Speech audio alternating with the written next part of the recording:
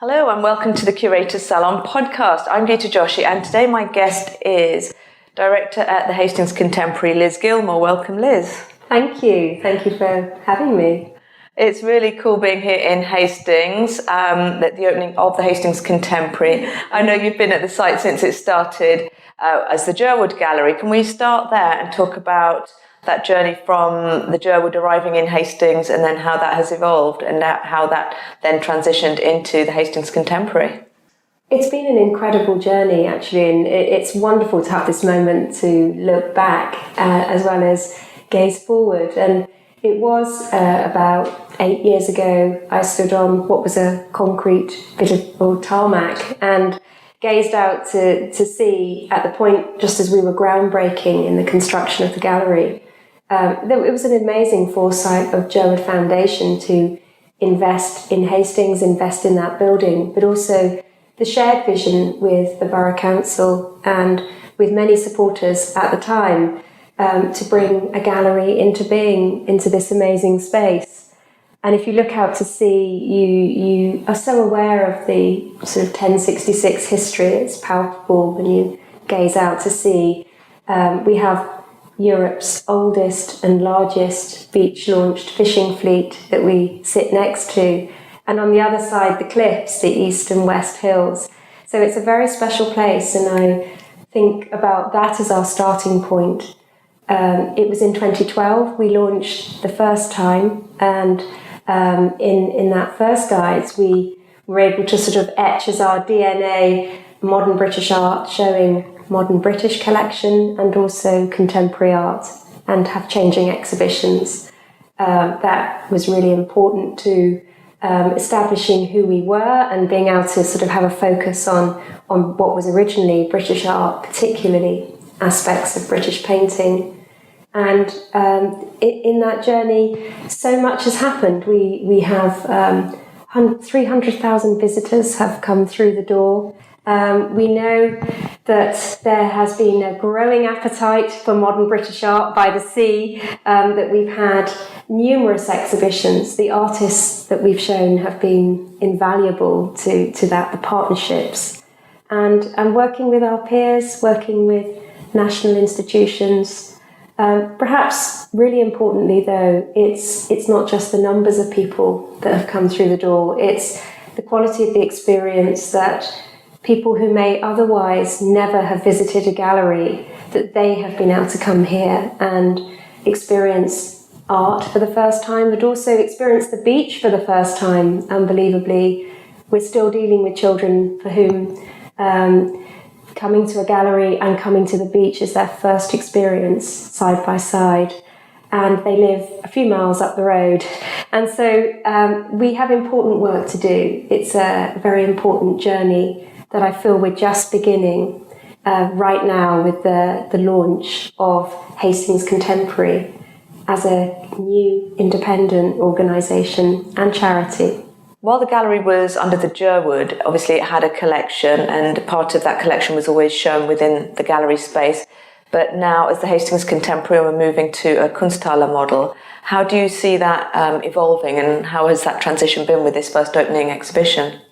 It's a really special moment because many of the artists who were represented in the collection are like old friends to us. Artists like David Bomberg or Prunella Clough, important artists, and we have a great deal of affection for them. So we don't want to lose that connection with our old friends. At the same time, we are setting off into the sea out of the harbour and looking at very new horizons, and we can't be a ship at sea if we just house a collection. So what we're excited about is being able to take from the 7 years of our evolution some of our key friends on this journey, some of those modern British artists, to show them in our exhibitions and have greater, more flagship exhibitions, to make key loans from other venues, working with our peers like the Tate, the National Gallery.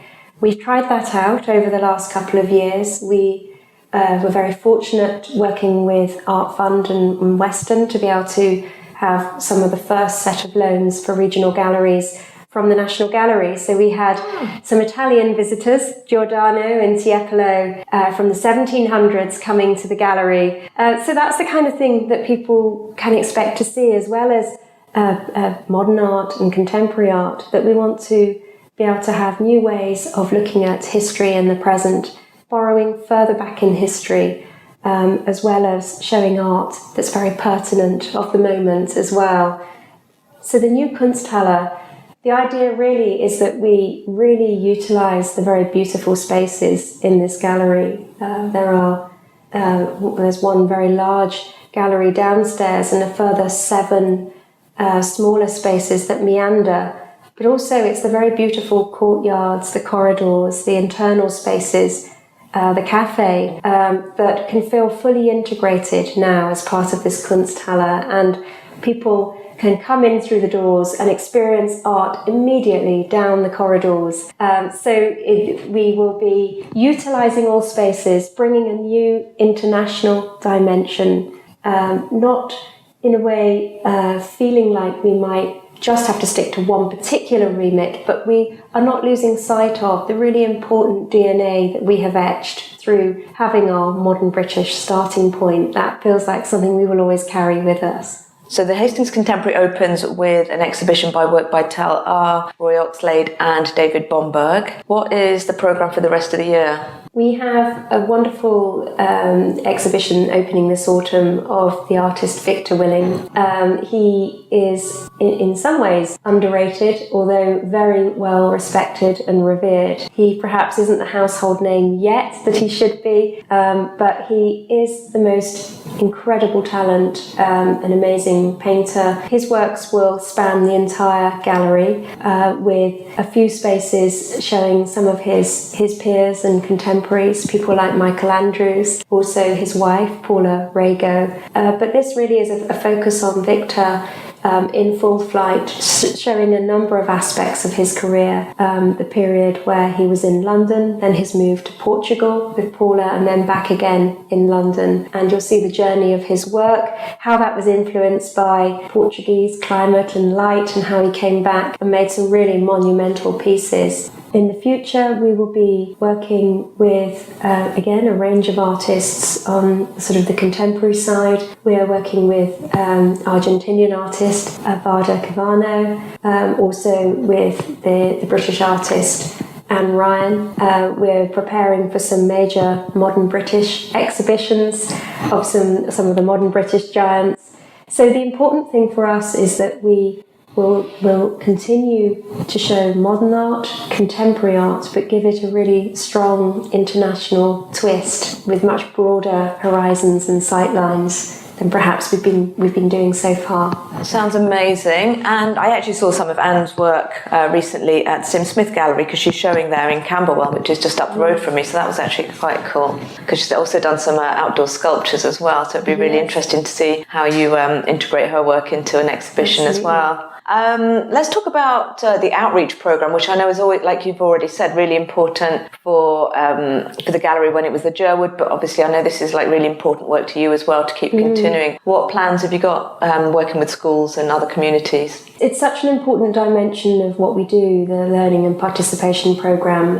It's very dear to my own heart. My early career was as a lecturer and educationalist at the National Gallery, and spent many years thinking around how we make what was then a collection of Western European art from 1250 relevant and meaningful to very diverse communities. And what I realised is, of course, the art can do that to so many different people, and our own experience of having a modern British collection that we have exposed to many different audiences who haven't visited before.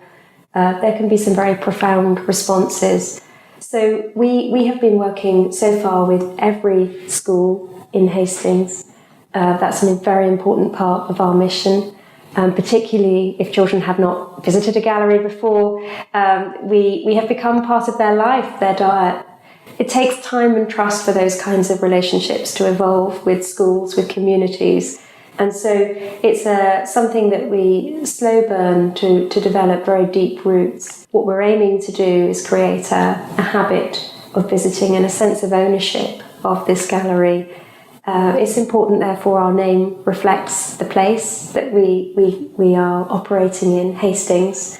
And the kinds of programs that we do, we work for a year in a qualitative way with a group of students from different schools, and there is an exhibition at the end of it. They work with one of our very talented practitioners to make work in response to exhibitions, to plan in advance, to come and take part in things on site, and then to exhibit it at the end of the year and invite their parents, their friends, and that sense of affirmation and achievement and empowerment of seeing their work in this space. It's a very exciting moment that happens every summer to make that on show. And great credit to our team, the education and learning team, who are able to work with all the schools, but also in a way that might not be seen to the public, such as the hospice. We work with refugees, a large group of Syrian refugees who came to Hastings in the last year. We've been working with at weekends in conjunction with the Borough Council. So those kinds of things that might be unseen to everyone else are a very important part, we see, of our job here in really embedding the gallery in Hastings. Wow, that sounds like phenomenal work. And as you say, you're quite right. It is something that the casual visitor to Hastings wouldn't see, like how, deep your work goes, with the community outreach programs. For the schools, are you working with schools, school children of all ages as well? Absolutely. And, it starts actually preschool in the early years with our Baby Sense program. It's an incredible thing, when the doors are closed to the public. Actually, what we have is a buggy park and up to 100 babies and their parents. They don't come without their parents. But it's a very busy time in the gallery. There's an interactive session looking at artworks, time for a very safe space to explore the gallery and to really build up that sense of ownership. There's nothing better than seeing a child lying on their belly drawing or crawling around the space feeling like it's their lounge. We want that to be the case. We want them to feel that sense of ownership here, and to do that in an environment, a beautiful environment like this by the sea, is so special. Oh my God, must be fantastic work. On that subject, I'm really excited to talk about the Tal R show, which is on downstairs, and it'd be really exciting actually to see what your new certainly people that you're reaching from these programs, or when they come in and see the space, feeling quite different. Let's talk about the exhibition. How long in planning was that? We've had Tal R on our radar for a long time. I think if people were to say to me, who do you think are those great artists operating now? Tal would certainly be on the first hand of artists that I list. So he's been in our sightlines a long time. The momentum of the planning was more recent in this last year when we saw the opportunity and knew the timing of our launch in our new guise. So we've had very detailed conversations, visit to see him in Copenhagen. We wanted to show Tal because he is a very significant painter now, not just painter, sculptor, draftsman. His abundant creativity, his ability to constantly reinvent himself is magnificent, and I'm sure highly revered by many other artists. For us, the creative process that he has sort of epitomizes the journey we are on as a gallery and brings that important international dimension to what we're showing. So as visitors come through the door, they immediately, in this Kunsthalle way, enter the world of Tal R. He, like most artists, doesn't take the usual path in exploring the everyday life around him. He veers off to the side, he gets lost in the wilds, and he explores deep and far, but brings that back for us to see. He describes himself often as a group show by a single artist, and I think that is a fair reflection of this exhibition. It is a mini retrospective, mini because his output is prolific, and we can only capture aspects of it. But they are very diverse aspects. His trips to Greenland, his home, his domestic living table, the scenery around him in Denmark. It's all to be seen. His trip to Malia Bay, this as part of his Greenland trip. They're astonishing works. but also they capture the early moment when one could say he shot to fame 17 years ago, and that abstract work that he made at the time. It's all here to see, and it is an exhibition that we want you to get lost in. We want you to wander around. We want you to enter the courtyard and get tangled up with the aubergine and peas that will be in that courtyard, the sculptures. So it's a great offer for Tal. We're very excited to have an artist of his stature here in Hastings, and for him Hastings is like a living inspiration for him.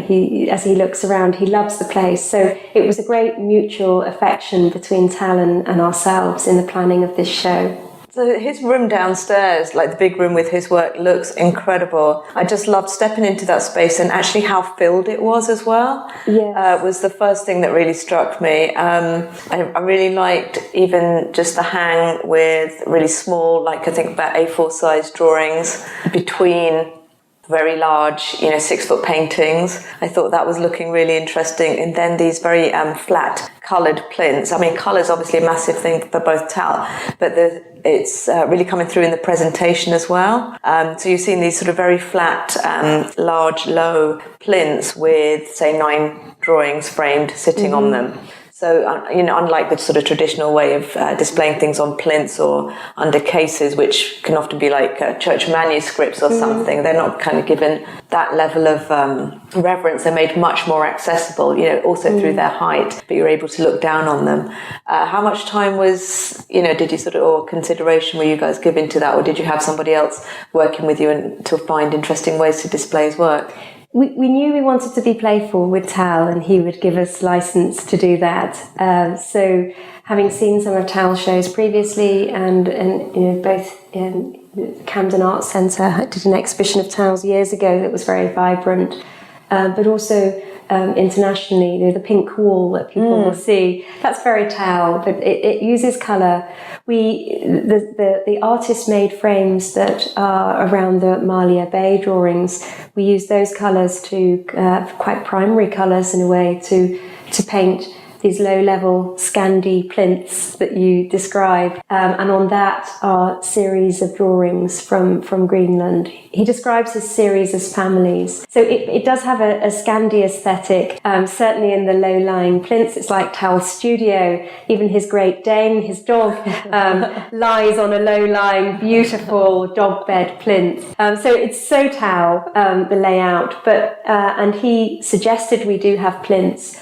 The rest was left to us, and I worked with a few colleagues to think about how we could upend expectation of what people might think they're going to see as they come through the door. So there's some very playful arrangements in scale, as you referred to. There's a playful arrangement in the latest work he's made. They're sort of high and low on the wall, in a seemingly crazy way, but actually make a lot of sense. But we've tried to break all the rules, typically Tal, of what one might associate with usual curatorship, and haven't stuck to hanging levels and heights. And that seems to suit the work and the wild side of Tal. Yeah, that just looks amazing. Good, I'm glad you like it. It's full of colour. And also then when you go in the other room with the frames, the very large paintings, but they're sort of double hung, and then they've got these primary coloured frames as well, which really pop. I mean, that was another thing that was just like, wow, we go from one room that's like, wow, to another one. Yeah, there's both complete celebration and harmony at the same time. So the coloured frames of the Malia Bay were Tal's choice. So the plinths in the corresponding room, there's a connection, and we wanted it to be impactful. One of the Malia Bay series, sort of there's works in a cluster, and then one pink one got free that looks like to us the letter B, and Tal explained that it was a very sort of minimised version of a ship in a distance that he'd have seen around Malia Bay.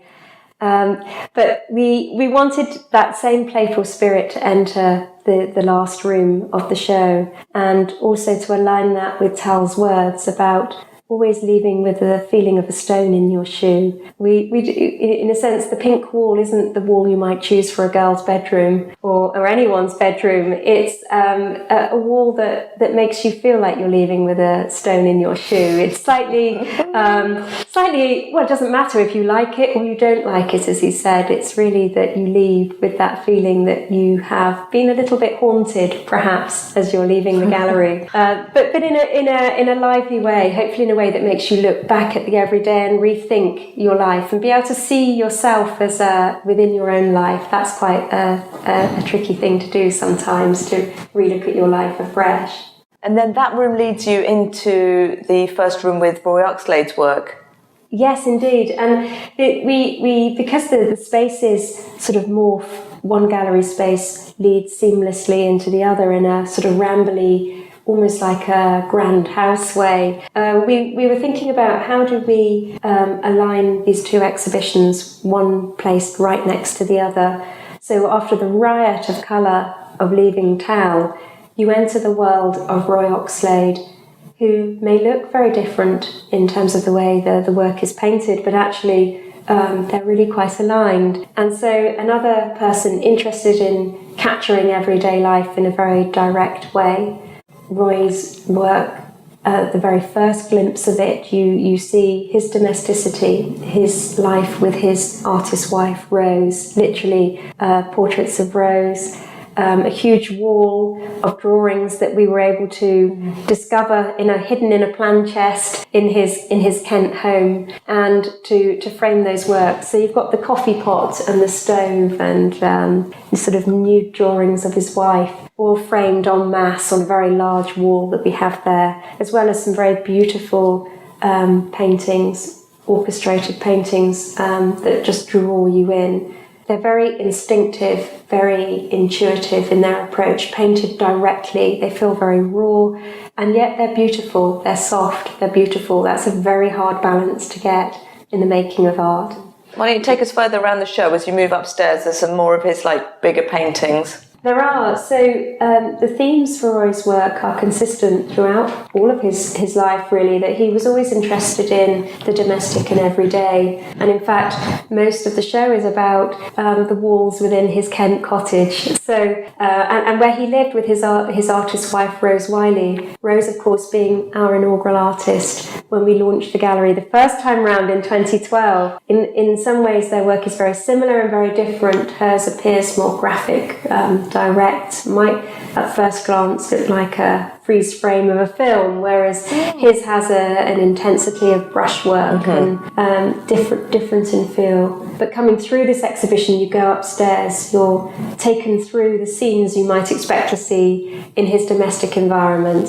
So a great deal of focus on his artist wife Rose, who was his muse. Clearly there's a huge number of works of her in their home. Also the things that made up his home, his studio, his life, his fireplace. They live in the most beautiful cottage with an enormous fireplace, and that takes centre stage in one of the rooms. As you progress through the show, we wanted to take people further back in history, to go back to those modern British giants, and we meet in one of our rooms David Bomberg, who was in fact Roy Oxlade's tutor at Borough Polytechnic many years ago. They taught him an evening class, and so works of Roy as a student in the 50s are an incredible addition that we've unravelled for this exhibition, and we've placed Roy side by side with his tutor, but also updated it with a more recent Roy work, which shows the continuing relationship.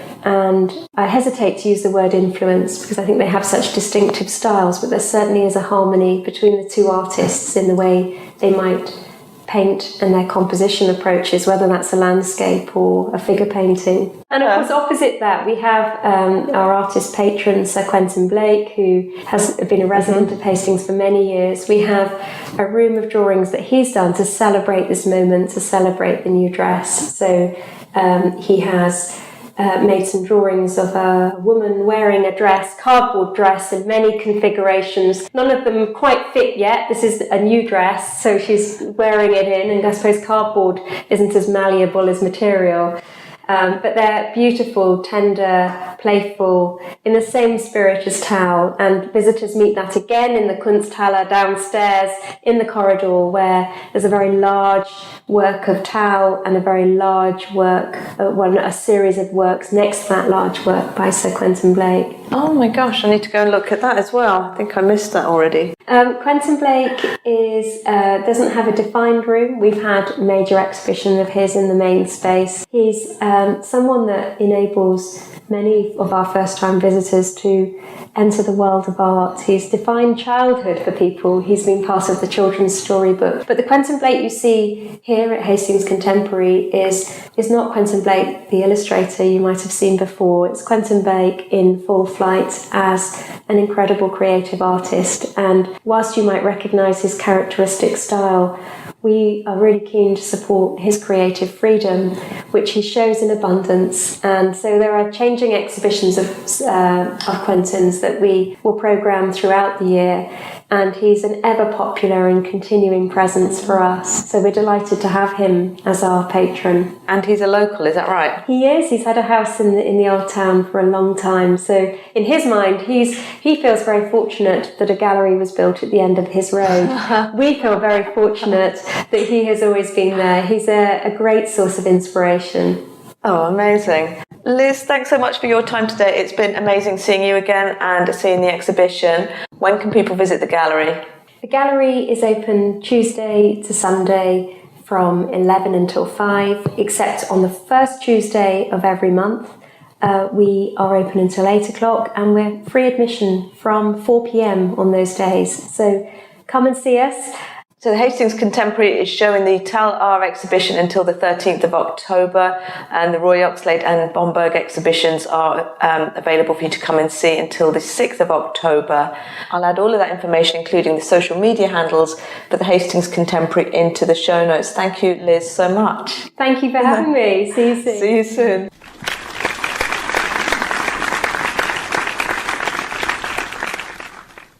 The Curator's Salon hopes you enjoyed this production.